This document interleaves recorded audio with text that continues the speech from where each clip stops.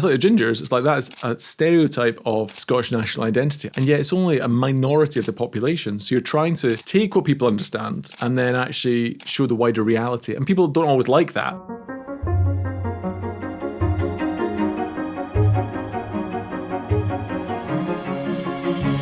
I'm here with Kieran Dodds, who's an award-winning photographer from Scotland. Ooh. Yes. Has just multiple awards, front page shots on magazines and newspapers that you definitely know about, like the New York Times, Smithsonian, Geo, Wall Street Journal, Instagram's blog, BBC Wildlife. I mean, just so many things, like a real artist and somebody who's done also documentary photography and just so many things. Welcome here, Kieran. Thank you. So such a pleasure. To your lovely library. Come closer. I pushed the microphone in your face. Care to comment, sir? Interrogation. Care to comment, sir, Speak about into the this? microphone. I'm just so excited to talk about images and photography and just really anywhere the conversation goes. I wonder, my first question I thought to ask you as a professional, like fine art, serious photographer is, all of us are bombarded by images. Yes. Like I go on social media, you go on a subway, you're just seeing like never before in human history have people produced this many images. Yeah. I don't know, like as someone who does this professionally, what do you make of it? How do you sort it out? Do you feel like it's overwhelming? Is it bad? How do you think about it? There's a lot in there. Yeah. I do feel quite depressed quite a lot. It's not the way to start my inspirational That's okay. We'll podcast. get there. But it's the sheer volume can be overwhelming. Like every morning you open your phone and there's just this stream of amazing work. Yeah. I mean, there's dross, but there's just amazing photographs from around the world. Yes. And so in my head, I can feel like, why bother? Like, am I just adding to this kind of huge digital ocean with my tiny drop? Right. But I think the way I've rationalized it over the years is the fact that photography is so popular because it's universal in its scope and appeal. You can photograph everything in human life. And also it's universal in application. You've got every kind of camera going on in the world, helmet cameras, space cameras, the underwater cameras. There's so many cameras, so you're going to get a lot of photographs. Right. So I think I've rationalized it to be like the sheer volume should astound us because it shows the infinite capacity for humans to seek meaning in the universe and to want to understand it. Wow. Now, a lot of the photographs are selfies, so I don't think they're seeking deep understanding. But even then, people are taking photographs of their children and the picture on your wallpaper is something significant to you. So there's billions of photographs in the world. There's an artwork by a guy called Eric Kessels, a Dutch artist, and it's just a pile of photographs from 24 hours on Flickr, just 24 hours of uploads, which dates it. And it's just this mass. It's just a trash pile. And looking at that, I think, wow, what a waste. And then you think one photograph, if it was my daughter's, that has infinite value in the eye of the one watching. And so I do feel honestly, I despair sometimes. I think, what am I contributing? But then when I take photographs, it also is mimicking something in the human experience. Like your eye, it's got a lens, it's got an aperture, like a camera. It's got a retina, which is a digital sensor. And a phone becomes an extension of your brain and your heart. It's gathering information to understand. And so I try and keep that positivity. And also when I take photographs, I feel I have to. It's like a response to seeing beauty or to ugliness. I need to respond.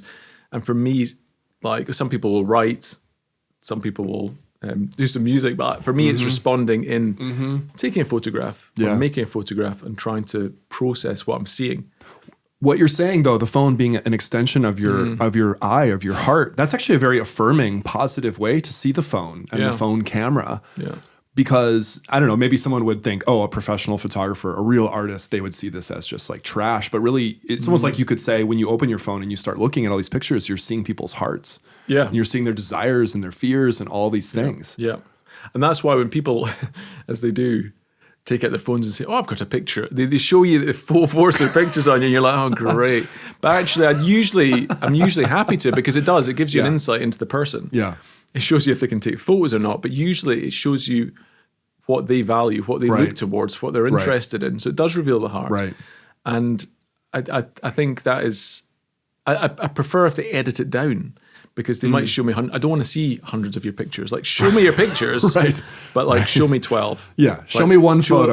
Or one picture and explain show me your best to me one. exactly what they're interested in. Yeah, that's fantastic. Do you think that photography just out there in general is because of the competition and the volume you spoke of, even from professionals and artists, do you think it's getting better? Oh, Or do you think it's kind of just like it kind of peaked? It's as good as it's ever going to be. Back when the camera was invented, we figured it out, and it's just like more. Or is it like, are people improving? That's interesting. I mean, even the assumption in that, like, what is a good picture? What is better? Yeah. And I suppose my standard for what is a good picture is something which the intent of the artist or the viewer is able to make that into an image, and whether that can be conveyed to somebody else. So I think the first photographers. So in Scotland, we've got Hill and Adamson, who were early documentary photographers. One was a chemist, actually. One was a painter. And they worked together, pioneering this calotype process, salt print, which they nicked, actually. They nicked the process of an English guy, but it wasn't copyright in Scotland, so they could use it. And they pioneered it. And they photographed, like, fisherwives in parts of Edinburgh, New Haven. And those photographs are astounding. You see them, and they do what a photograph should do. They freeze time, and they also expand time, and they draw you back. So there's work from the early centuries that is like, what more do you want? You know, it's like, if it's done that's as good as it could be. It's beautiful. It's raw. It's almost honest. Like we're trying to get back to that. And again, I think the challenge with time, though, is relating it to ourselves. And photographs today, we don't always appreciate what we're viewing because it's so familiar. Yeah. And it takes us to be a bit distant from it. So if you see a photograph, say, of downtown Glasgow where I am, or Portland where you are, from like 20 years ago, and you look at the cars and you look at the space and you suddenly appreciate what was there and what is lost. Right. And I think the challenge today is to come up with images that stop you in your tracks, but then keep you there. They have something more going on, not just visually arresting and aesthetic, but there's a kind of deeper narrative level. One other visual form that has been very ascendant that I've noticed when I open my phone or I look on my computer is video. What does video do for the relevancy of photography? Do you think photography becomes more urgent? Does it become more frantic, like trying to show that photography is relevant in the face of this moving picture that's everywhere? Yeah. I think video for me has always been a separate thing, but equal. There's overlap, of course. They do overlap. I was going to say they're non-overlapping magisteria, but they do. There is overlap. Yeah. And the stills photography for me, I've often found trying to tell clients, they come to me and say, can you do photographs? And then, could you do some video as well? And I'm like, yes, but I think they're different things. And you could spend all your time trying to get a photograph and all your time trying to get a video. And I think that's actually better because they are different things. I still, like you're referring to, like social media, like Instagram is promoting Reels, or YouTube, which is my favorite platform, actually. YouTube is your favorite platform? Yeah, mine too. Yeah, even though it's movies. But it's because people talking, it's ideas. Yeah. But for photographs, I think they do something different. You put them on a wall and you should stop people. They are a slice in time, and it's like 4 dimensions of space and time have been frozen, and it allows you to pause and meditate, like a painting. If it's good anyway, it should stop you in the tracks and make you think. Whereas a video can do that over a longer term. It can immerse you and uses a different language. Right. But I feel like photography is its own thing. Yeah. And I've seen people who start in photography and then transition to video. They see that as the evolution. I'm like, you can do that. That's great. And I know some great sort of filmmakers. But it's about, I've been doing this for 20 years now, and I still haven't scratched the surface. I'm still trying to be able to be good at this. And I've got a long way to go. Wow. Hopefully. You use this phrase a few times when talking about a photograph stopping someone in their tracks.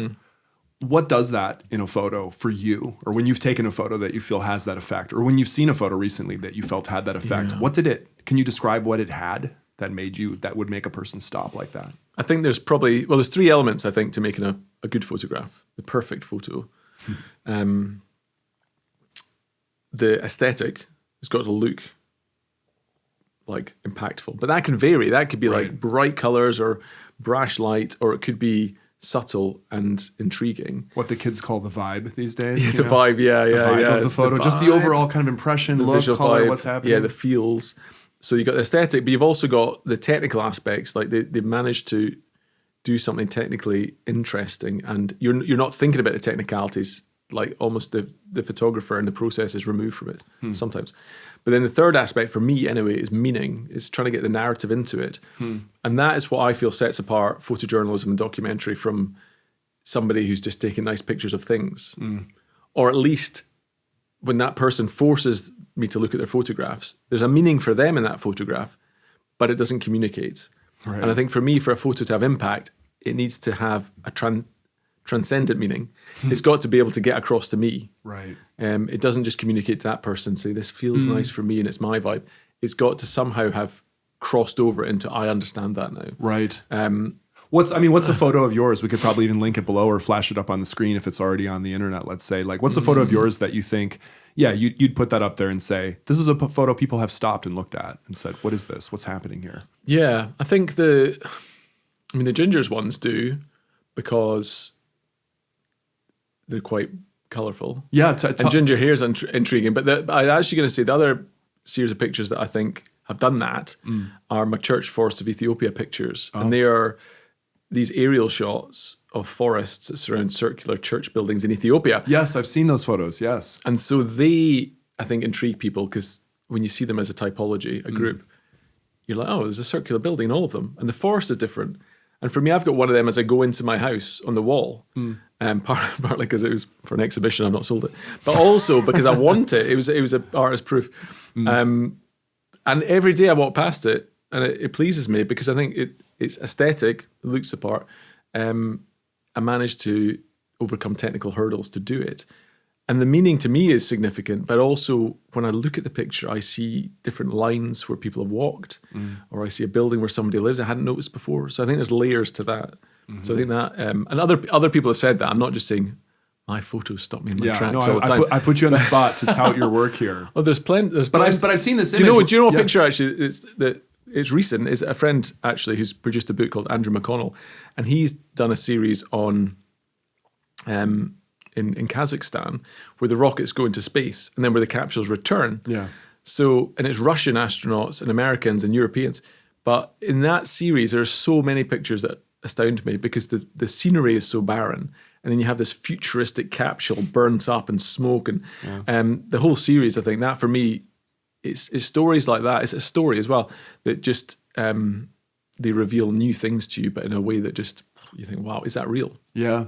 I've heard photographers and read photographers talking about this issue of telling a story with a photo or telling, or even telling the truth with a photo. Yeah. So huge concepts. Why are photographers so intent on talking about telling a story with a photo? Is it because, unlike video, it is a still frame and you've got to do something with that? Is that where the storytelling impulse comes from, or is it something else? Why do photographers talk about telling a story with a photo? I think it's because the universe is made of stories. And I think when a photographer is taking a picture, they're thinking about something. They're part of a story. They're walking through a story and they're seeing something. So I think a photo is made, as Ansel Adams said, with every person you've loved, every book you've read, every piece of art you've seen. So there's a lot coming into the making of a photograph. So there's a lot more there. We might not see it, but I think the storytelling, there's partly, it became quite trendy to talk about visual storyteller, and now they're moving away from that. But I think also it's a particular part of art, because some lens-based artists would say that actually the photograph doesn't have any meaning. It's just whatever it means to you, or it's purely process-based. It's not a narrative-driven. Whereas I think my tradition, documentary, photojournalism, it's a story tradition. So I can have a press card for the National Union of Journalists in the UK because I write a caption for a picture, and you're trying to tell a story for the newspaper, for example, for the New York Times. The photograph is the first thing you see, and it has to visually arrest you, but also tell you something or intrigue you about what's happening. Yeah. Sometimes it's that thing about a picture's worth 1,000 words. Right. It is, the universe is shedding stories, and a good photograph is able to capture something of that. Yeah. I mean, maybe some artists, for really deep reasons, I'm not putting this down, maybe some artists and some photographers truly believe that there isn't really a coherent story to even be told. Yeah. Whereas the tradition that you're saying you work in, you believe there is a story. Yes. In documentary and photojournalism, I mean, that is the underlying philosophy, isn't it? It's like we believe we need to tell stories and narratives. And yeah, some philosophies will say it's just stuff floating out there. Right. And it doesn't mean anything. It's meaningless, but it intrigues me, and I'm trying to find meaning in this cloud of unknowing. Right. But I think where I'm coming from, and I studied zoology at university, so I'm from a scientific Oh, really? sort of field of view. Oh, fascinating. And so going into journalism originally was a natural leap. You're trying to understand the world, and then you're trying to communicate it as well. So a story is the natural way humans communicate. And I think as well, we communicate through visual stories. So when you go into a forest, maybe our ancestors were better at this, they could understand the landscape. They could see a plant, and that told them an animal had been through, or it tells them there's food here, or it tells them there's water nearby. So you read things visually all the time. You're reading stories in the landscape if you're informed. Or if you're downtown, you can see a sign, or you know where the coffee shop is. Right. You can tell a coffee shop from outside if it's trendy or not. So we are visual readers. Right. One of the earliest philosophers I think that people point to who spoke in a kind of organized way about images philosophically was Plato, who actually had this view, I think, I'm remembering my philosophy here vaguely, who thought that images were like a lie, that they were like copies of copies of copies, and they were never the real thing. Yeah. And it made me think in terms of just you talking about these different philosophies of the image and what they could even be. It made me wonder, from your perspective, as a photographer, as an artist, I don't know, like, do you have a sense when you look at some images, like you feel like some images are telling the truth and some images are actually lying? Like, what would it mean for an image to lie? Or did you ever take a picture and edit and feel like, this is a lie, or there's something here that's not true? And like, what does that mean? Like, how do you do that? Yes. Yeah. I mean, it's always a live discussion in photojournalism and documentary. So even I changed my title to non-fiction photographer for a while, because it felt problematic with photojournalism, and there was all this talk of, people think that's pertaining to the truth. And that's a whole can of worms I don't want to go into. But in terms of, in photojournalism, there's people out there who are desperately keen to show what is reality. So maybe not the truth, but like reality as we see it. It's not purely subjective. There is something beyond that person's view. They are trying to show facts and reality in a way. And there has been times when I've taken a photo, and I don't think it's like that is a lie, but I just think that is maybe not a helpful depiction of this reality. And I'm always thinking that, especially when I'm cross-cultural.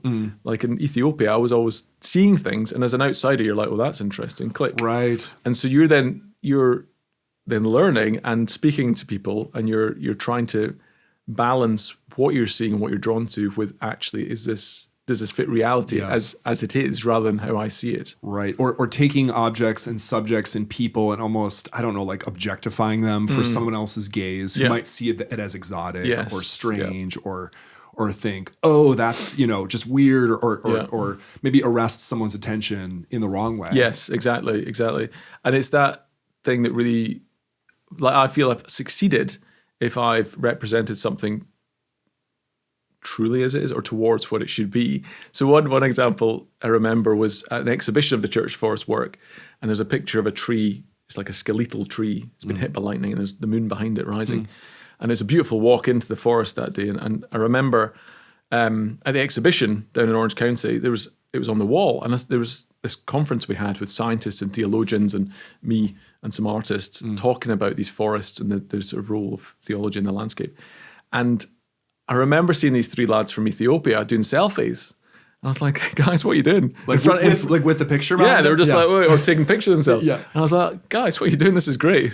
And they were just like, oh, you've shown us where we live, but in a new way. We've always lived through this landscape growing up, but we hadn't seen it like this. So not only had I managed to somehow represent it as it was in their minds, but also show them something new. And I think that was... I just think, wow, if I can manage that, I'm an outsider coming in. So it gives you a fresh perspective, because it makes you attend to the things that others neglect because they're not thinking about it. Right. But you've also got to do the work to understand how the local people understand it, and then maybe take it another way. So that's sometimes it works. Yeah. Not always. But Scotland, I mean, people depict Scotland always like bagpipes and fog and rolling hills and stuff like that. And it's got that in spades, and swords and things. But it's trying to use that. It's like the gingers. It's like that is a stereotype of Scottish national identity. I'm the stereotype, pale and ginger. And yet it's only a minority of the population. So you're trying to take what people understand and then actually show the wider reality. And people don't always like that because romanticism is comfortable. Yeah. Like to see something, whatever romanticism. But it's people want to see a certain view and they want to be caught up in that story they understand. If you're American coming into Scotland, you want that. You want the mist. And if I come in and say, well, that hill over there is owned by a company in Panama, it kind of it breaks the spell. Right. And so you've got to do it gently and carefully. But Well, yeah, and in looking at your Gingers series online, which is the most prominent thing, if people search, and we'll put a link below to some of the images, they're really just stunning images. You have these people with all these different shades of red hair, or whatever color you want to call that, orange, or the kind of blonde. But then you also have some people too on whom maybe people wouldn't imagine red hair, or different kinds of things, different kinds of bodies, different kinds of faces. That really does challenge that idea of like, who should look like this, or how do people really look? Yeah. And originally I'd set about, it was around the time of the Scottish independence referendum. So we're voting on, should we be our own nation? And I thought of all these different stories to do with Scottish national identity. And Gingers was one of them, one of 5. And so I thought, well, people think we're all ginger, but 13% maximum are. And I want to show that group even is incredibly diverse. Yes. They don't think the same. They don't I can see even that. look the same. I can see that in the pictures really clearly. And then I realised very early on, the gene was discovered in Edinburgh, and the scientist who was doing the research, I looked at his papers online, and one of them was about the MC1R ginger gene and melanoma, skin cancer in Jamaica. So I was like, wow, do you get this in Jamaica? Yeah. And so then I went down the rabbit hole, and there was this place in Jamaica, there was a couple of places, but this place I went to eventually, Treasure Beach, where there's red hair and darker skin. And then also on this map, this dubious map of distribution, had Scotland, of course, the Celtic fringe, and then it had Russia, this hotspot in Russia. And so early on, I discovered it's not just a Scottish thing, it's a global trait. And I thought it was quite a fun thing to be able to use something visual, again, visual story, to show we are all made of the same stuff across the world, from Russia to Jamaica. And in between, like in London, people from Israel, people from France, people from England, to try and use the trait for that. And that's why I've come to America as well, because I did a book on it in 2020, self-published, and it got huge publicity, which is good for selling books, but also like unexpected. And then I had people from America getting in touch, people from sort of backgrounds from Afghanistan, from Mexico, Native Americans. And I thought it's actually quite a fun story to work on, even though it's the setup is the same, the background's the same, the lens and the camera is the same, everything's the same. But then when someone comes in, I'm always surprised. I'm always delighted. Some of those photos in that series that I saw, they almost looked to me, I don't know if it was like an editing effect you used or something about the lens. They almost looked like paintings, like those hyper-realistic Dutch Flemish paintings from that, and the way that you had people stylized and just this intense focus on their faces made me think, as a Christian, as someone who thinks about theology and faith in the Bible, just about this issue of people being made in the image of God and having to stop and focus and look at a person, whether they're a ginger or a Jamaican ginger or somebody like from anywhere. It was just like, it did cause that feeling in me, at least as a viewer, of having to stop and really think about like, wow, this is a human body. And people have like made a lot of jokes about gingers, and it's become like this cultural kind of meme and so on. To like stop and look at it like that. Yes, and it's one of the few traits left where you can stop and stare, and that's okay, you know. And it is more beautiful than you can imagine. So even if you make jokes, it's fine. But yeah, that was it. The whole foundation of it is that sense that humans are made of the same stuff. Like we are across the world. And it harks back to the image of God, Imago Dei idea. And actually one of the inspirations, not just the politics of Scotland, was the National Gallery of Scotland, early Renaissance paintings. All the paintings in the room were from sort of Southern European artists depicting the Middle Eastern characters. And every painting had a ginger person in it. Really? It was usually Jesus. Really? Or Mary. Oh, fascinating. And so in that, I thought, wow, I mean, we're divine, that's cool. But also, the artist was doing something to draw the eye to the main character, but it was some kind of golden halo or like a crown, like a king. So I thought there's all this symbolic meaning involved. And it was quite different to my upbringing, where even in Scotland, you were bullied for it or mocked. I didn't get bullied bad. And South Park, of course, like coming up with Gingers Have No Souls. And it just felt such a different counterbalance, and that inspired the aesthetic as well, which was kind of Dutch golden era paintings. Again, when they couldn't paint religious scenes. They painted the domestic scenes, and yet their pictures of domestic scenes, everyday life, reality as it was, have lasted to this day with this deep resonance because they were forced to just paint normal things instead of the pre-Reformation religious paintings. That's really fascinating. That's really fascinating. But I didn't do much editing. You were saying about editing. Oh yeah, no, I'm quite lazy and I'm me quite about unskilled. That. Tell me because I wanted to ask too about like filters. Like when I use Instagram, Yeah. Instagram's also one of my favorite social media apps. I just love the images. I just love art. I just love looking at the stuff. It's just like you can be kind of passive with it, which is maybe bad, but it allows you to take in a lot. Yeah. And I love I love the filters partly because they feel so fake sometimes and it feels so affected. But then I also think, no, I was here in this forest, I was by this tree, and it felt like this, and the picture that came out didn't feel like I felt. Yeah. And so I'm trying to like get back to, I'm trying to add that aesthetic or that vibe, to it. I don't know. How do you think about that as a professional photographer, adding that vibe or that filter versus the kind of work you might do where you're able to, I don't know, manipulate differently? Yeah. I mean, we all edit, but we edit before we take the photograph. So people think of post-production as the editing, but actually you're editing when you're thinking, but also when you raise the camera, you've taken that tiny slice of the landscape. So you're already editing from the start. In terms of then how much post-production you do to get back to that, I'm quite lazy. I try and not have too much to do afterwards.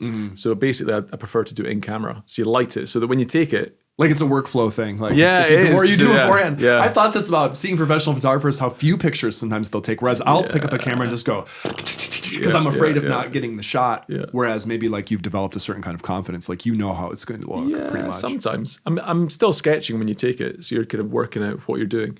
But I think having the light set up, so that for the ginger specifically, I do very little. And again, if you're shooting a like story for the New York Times, there tends to be a style they use, which is to like have a very sort of high range from the highlights to the low, and often they make them very dark and moody. Yeah. So they'll edit. It doesn't take away the truth, but again, you go. Oh, you're saying they do it. So well, I mean, turn it over and they'll fix it. I'm not saying it's fake news. I'm saying photographers tend to edit for the feel of what they saw and felt. So if it's a news site, it tends to be it's a bit darker, a bit grittier, and so that the editing will give that feel. I think that still means the picture has integrity. It's still depicting reality, right? But it just reflects the mood better. Yeah. So it's not affecting the factual content, but it just affects the feel of it. I see. I think. Wow, we're just scratching the surface of so many things that are so interesting. I've really enjoyed talking to you. I want to do this forever, but we can't. So I want to ask you in closing this one thing. Whether the bombardment of images is terrible or not, we're gonna keep getting the phone out. We're all gonna keep taking 9,000 pictures per month and so on. What kind of advice would you give average people with their camera on their phone and no other camera for just taking better pictures? Could be technical, or it could even be more like philosophical or spiritual. Even like, how do we take better pictures? In your view? Well, take more. Actually, you get better taking more. But I think the intentional thought is important. So I spoke at the art talk this week, and in that I gave them two useful, I thought, tips to go away with. The first was to make photographs, so to bring to it that conscious process. You're not taking something; you're actually you're bringing things together. You're constructing something. So making photographs, I think, is probably the first thing. So when you're raising it, you're thinking about what you're photographing, and consciously making it. And reading stuff. I remember a friend said, if your pictures aren't good enough, you're not reading enough. Oh. And I think you have to have understanding of what you're photographing. That's why with families, we kind of understand our families. So people take photos of them, and often the family pictures will be better than the studio ones, sometimes, depending on the professional. So that would be it. Make photographs, take a sort of consciously constructive mindset. Secondly, relates to this huge big flood, this digital purgatory in the cloud of all these pictures. It's to actually just bring them into reality. Because a photograph, you're depicting the physical 4D space and time. And almost like if you make it into digital, you bring it back into the physical realm. It's the completion of it. The photographic process for me finishes once the photograph's been taken and edited. And then it's printed and it has a life of its own. And I feel like actually when you make a photograph, actually make a physical photograph, I think you come up with something which is a have lasting value, something you can reflect on and look at, and which has this echo into eternity. It's a slice in time, but as you look at it and you remember, you expand your perception of time as well. So I think that'd be the two things. It's the same point, but just emphasis on the make and emphasis on the photographs. Yeah, and I could totally see how printing out more of our photographs, even those self-published little books you can make online, and having those that way could actually get you more in that mood of making rather than taking. Yeah. Yeah, that's so great. Thank you so much, Kieran. This has been so fun.